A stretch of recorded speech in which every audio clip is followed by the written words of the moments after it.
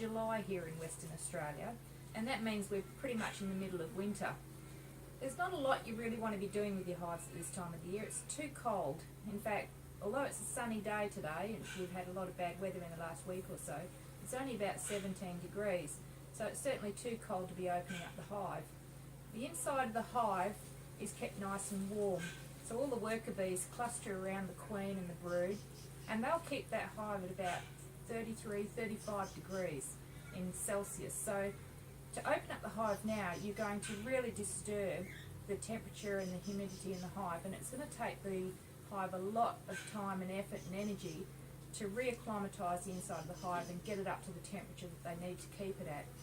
So now is not the time to be opening the lid on your hive and having a look. There is a temptation to want to know what's going on in the hive at this time of the year. One of the easiest ways to figure that out is just sit and watch and have a look at the outside of the hive, because that tells you a lot about what's going on the inside. So make yourself a cuppa, come on down here a bit closer, and let's have a look and see what's going on at the entrance. So you can see that the hive is still pretty active. It's warm enough and the bees are out and about. There's a lot of activity coming backwards and forwards from the hive. And there's plenty of stuff obviously in flower at the moment because they're still bringing back some pollen and plenty of nectar as well.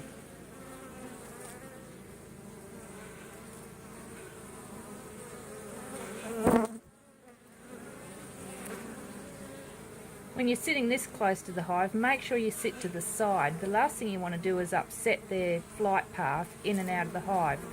So if you don't want to be covered in bees, make sure you sit to the side and stay out of the way of their flight path. There goes one, just took some pollen back in. Legs nicely packed with bright yellow pollen. There goes another one. And you can tell there's different coloured pollen coming in. Some's quite light and creamy coloured and some's quite dark yellow. So clearly that shows that the bees are foraging on a whole range of different plants and flowers. Okay, it might be 17 degrees outside, but it's just a little bit too chilly for me to be out in the garden. So what can you do while you're inside when it's raining and it's cold and windy and it's too cold to be doing anything with the bees outside? Well, what you need to do is sit down with a good book and do some reading. There's lots of things that you need to learn about beekeeping, and it's a lifelong process. There's never going to be a point where you think you know everything about bees, because they'll teach you something new every day that you didn't know before and that you didn't read in a book. But there's some good places to start. One of the main ones that I found was really helpful was a book published by Tom Seeley. Now he's an American guy who has spent years and years researching bees. He's put out quite a few books. This one's called The Wisdom of the Hive. It's a great starter book. It's got quite a lot of detail and information and data and research that he's conducted and information that he's collected. So it can be a bit heavy going with some of the content, but it's a great book. If there's everything in here that you ever wanted to know about bees, this book will tell you.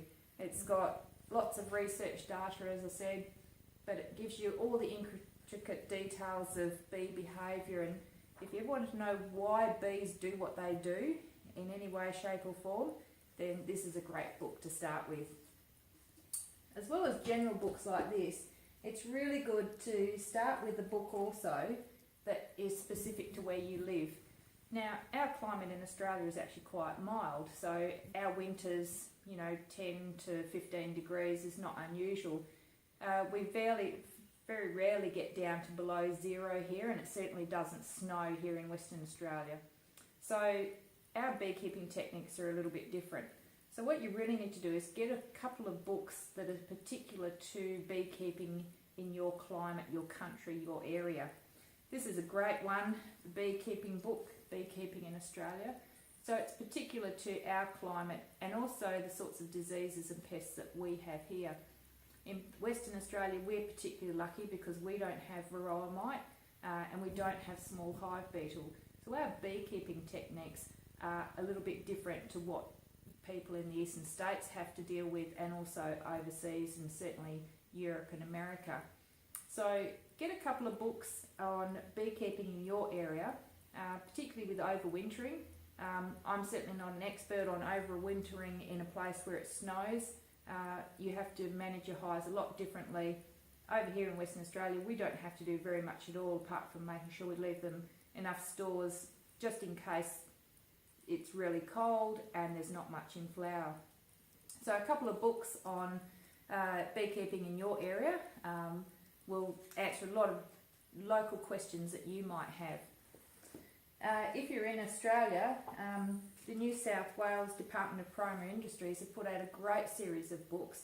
They're not too thick, not too heavy going with the reading, and they're reasonably priced as well. And they put out a book on lots of different things. So there's queen bee breeding, so if you've extended your beekeeping and you want to get into something like that or experiment, there's books on that. Healthy Bees talks all about the sorts of diseases you need to know about and how to identify them. I even bought a book on native beekeeping because I was interested in doing a bit of research and reading around that. So there's lots and lots of different ones. This is, again, if you're in Australia, the Bee Ag Skills. This is a really good general all-round book that gives you the basics right from the start. So if you're a beginning beekeeper, this is a really good one. It just starts off with all the basics of the equipment that you need and how to light your smoker, where to get your bees from, how to put your frames together, how to put your box together. So this is a really good basic one that is a really good starter book. So during the winter time when there's not too much to do with the bees, make yourself your good cup of coffee or your cup of tea. Have to start with my cuppa. Sit back, get yourself a pile of books and just do some reading. You'll never know enough about bees, so just keep reading and researching and talk to other beekeepers as well. They're a great source of knowledge. So pick their brains when you get an opportunity to connect and meet up with other beekeepers, because everyone's experiences will be slightly different and your bees will most probably be a little bit different to the next beekeeper down the road. Okay, before I let you go, there's one other thing that you can be doing during the winter time while it's too cold and wet to work your bees, and that is preparing for next springtime. Now, you can spend time in the shed, push hubby's bikes and things to the side, start working on putting frames together, putting boxes together, putting nuke boxes together if you're going to do some splits maybe at this beginning of spring. And some spare boxes, particularly if you're like me and you enjoy catching swarms, getting phone calls from the neighbours and friends around the place saying they've got a swarm in the front yard or backyard. It's a good opportunity to have some boxes ready because you don't know how many you're going to need. Last springtime I had about half a dozen boxes made up. Within a few weeks I'd filled them all with swarms that people had phoned me up about. So make sure you've got plenty of boxes because come springtime you are going to be busy tending to your bees and looking after swarms and maybe doing some splits. So good opportunity.